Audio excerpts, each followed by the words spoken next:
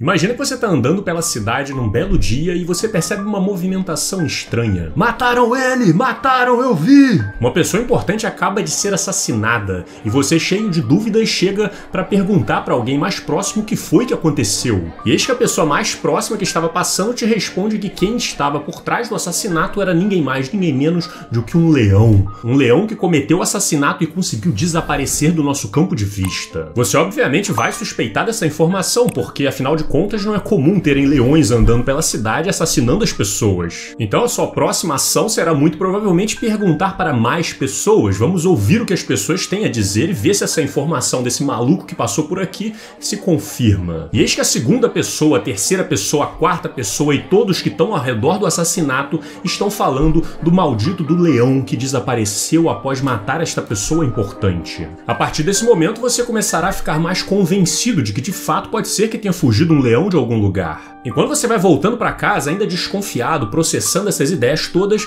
você pega o seu celular para se informar e percebe que você está recebendo notícias falando sobre o assassinato cometido por um leão na cidade. Cara, você tá vendo essa história do leão, cara? Que doideira, que azar que aquela pessoa importante foi ter naquele momento ali, hein? E quando você liga a televisão, você vê que alguns noticiários estão falando de um leão, mas alguns outros estão falando que na verdade foi um grupo armado de pessoas que cometeram este assassinato. Ué, eles estão falando isso aqui agora, mas por mais estranho que pareça, tem muita gente falando que foi o leão. Nesse momento, se você não tiver critérios para conseguir avaliar a credibilidade das fontes de informação que chegaram até você, você tenderá a acreditar naquelas em que você ouviu mais vezes e pelo maior número de pessoas, mesmo que não seja real. Essa foi a conclusão de um centro de pesquisa nos Estados Unidos chamado Rand Corporation, que analisou o sistema de propaganda russo, utilizando hoje novas tecnologias como as redes sociais e a forma como ele vem sendo adotado por vários outros governos autoritários pelo mundo. A tática foi apelidada de Fire Hose of Falsehood,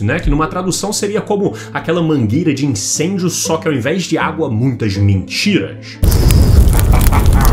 E a ideia até que é bastante simples. Se você tiver vários sites, vários blogs que você cria, você dá uma lapidadazinha nele para ele ficar com cara de um portal jornalístico. Você então coordena esses sites para produzirem as narrativas que você deseja e bombardearem as redes sociais a todo momento. Então quando as pessoas vão se informar sobre algum assunto, elas recebem uma notícia de que o assassinato foi cometido por um leão. E quando elas começam a pesquisar mais, elas encontram um segundo site, um terceiro site, um quarto, um quinto, um sexto site confirmando essas informações, você já começa a refletir que talvez ela seja verdade. Então você vai ler os comentários embaixo da notícia, ver por onde essas notícias estão circulando e conseguir absorver mais opiniões de usuários diferentes para poder formar bem a sua opinião. E eis que você percebe que as pessoas estão comentando sobre o leão, se ele tinha juba dourada, se ele tinha juba preta, a velocidade em que ele matou, onde é que foi que a agarrada aconteceu. E quando você entra nas redes, você começa a ver influenciadores e parlamentares e pessoas poderosas confirmando a versão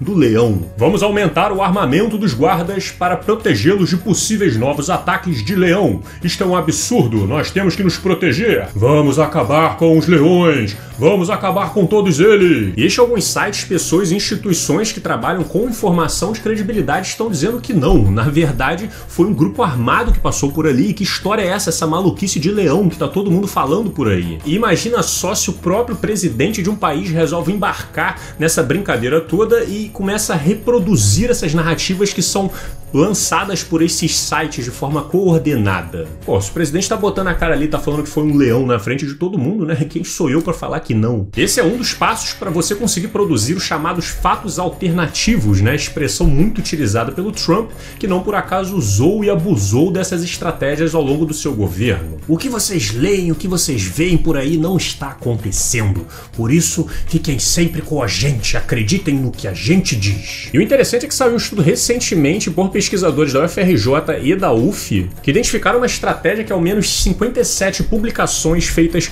por 38 sites, sendo a maioria deles bolsonaristas ao longo da pandemia, estariam divulgando dados científicos falsos sobre a Covid-19 ao longo do período da pandemia, que teriam sido posteriormente compartilhados por parlamentares para reforçar os fatos alternativos. Eu acho curioso que os últimos anos foram marcados por um suposto outro lado que as pessoas deveriam ver, mas estamos chegando no momento em que os os fatos são fundamentados por estudos de credibilidade, são divulgados por instituições respeitadas de pesquisa e entidades internacionais, enquanto os fatos alternativos são marcados pelos estudos frágeis, pelo obscurantismo e pela desinformação. Não é à toa que muitos desses sites foram dos principais responsáveis por propagar aqui no Brasil conteúdos negacionistas contra o isolamento social, a favor de tratamento precoce e até anti-vax, né, para impedir que as pessoas vão se vacinar. Tudo que parece fazer parte de um plano bizarro do governo para estimular a imunidade de rebanho, como a CPI da pandemia vem revelando aos poucos para nós. Mas claro que criar essas bolhas de realidade paralela não é tão simples e não basta ter alguns sites produzindo para você.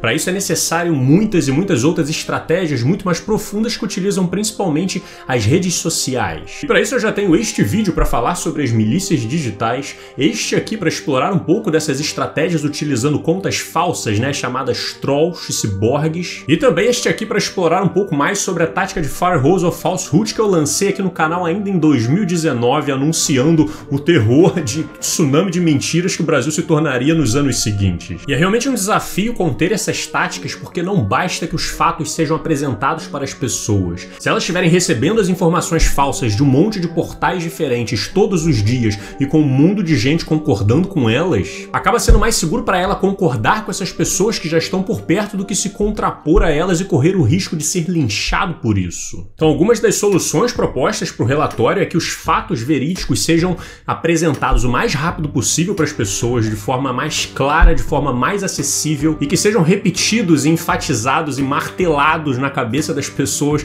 o máximo possível, para que a mentira não acabe vencendo pela insistência. Mas aí fica difícil, meu filho. Vocês falam uma coisa, eles falam outra, falam uma coisa, falam outra. Em quem que eu vou acreditar? Por isso, a educação digital é extremamente importante e um dos caminhos para superar este problema. As pessoas precisam aprender a conferir as fontes de informação e saber diferenciar a credibilidade dessas fontes. Será que um jornalista de carreira, um pesquisador, um cientista sério está disposto a sacrificar toda a reputação que ele criou ao longo da sua vida para embarcar numa narrativa falsa? Talvez isso até aconteça, mas nós estaremos de olho. E quem são as pessoas por trás das fontes de informação que você consome? Você acredita em tudo que você vê na internet? Como diferenciar uma informação da outra? Como diferenciar os fatos dos fatos alternativos?